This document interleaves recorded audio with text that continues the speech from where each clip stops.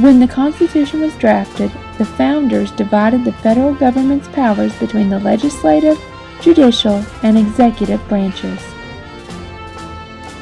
The Capitol building houses the legislative branch of Congress. The United States Congress creates laws. Congress is made up of the House of Representatives and the Senate. Both are made up from people in each of the 50 states.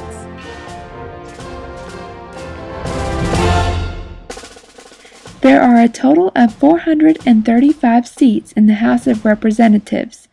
Each state has a different number of representatives based on the size of the state's population. The Senate always has 2 representatives per state for a total of 100.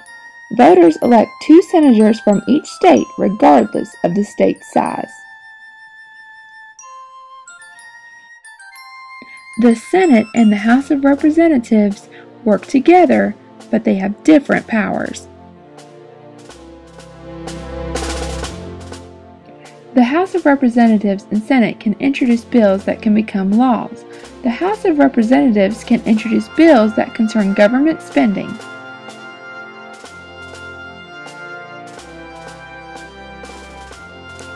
The Senate can approve or reject treaties with other countries and presidential nominations for government offices. The executive branch includes the president, the vice president, and the heads of various departments and agencies in our government. It is the job of the executive branch to carry out laws and approve and recommend new ones, as well as direct national defense and foreign policy.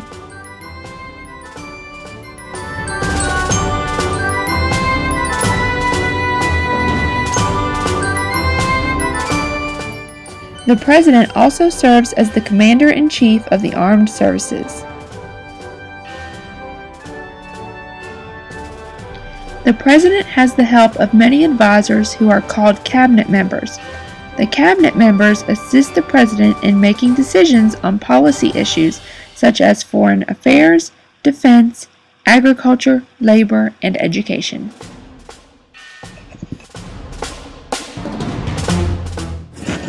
Although the President is an important and influential person, the President can only serve at most 2 four-year terms.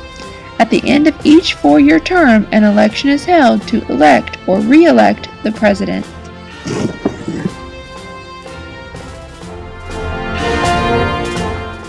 Finally, the judicial branch is composed of the Supreme Court and its 9 justices. The job of the Supreme Court is to review and rule on court cases that may conflict with the U.S. Constitution. The Supreme Court looks at these cases and decides if the laws in question are unconstitutional.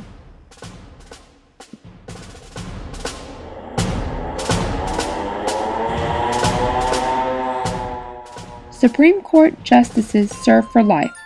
Justices are appointed by the President and approved by the Senate. The Supreme Court is the highest court in our country and can override the decisions of all other courts and lower courts. Use the Supreme Court's rulings as guidelines. These rulings interpret the Constitution.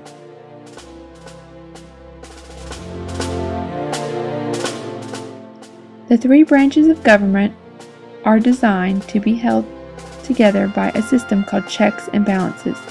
The founders of the United States did not want any one branch to have too much power, so each branch of government is limited by the other 2 branches in different ways. Here is an example. Congress can present a bill to the President, and he can choose to sign it, and the bill would become a law. Or he can say no, and this is called a veto. If the President vetoes the bill, Congress can override the veto if 2/3 of the representatives in both houses agree. If the Supreme Court decides a law is unconstitutional, then the law can also be repealed.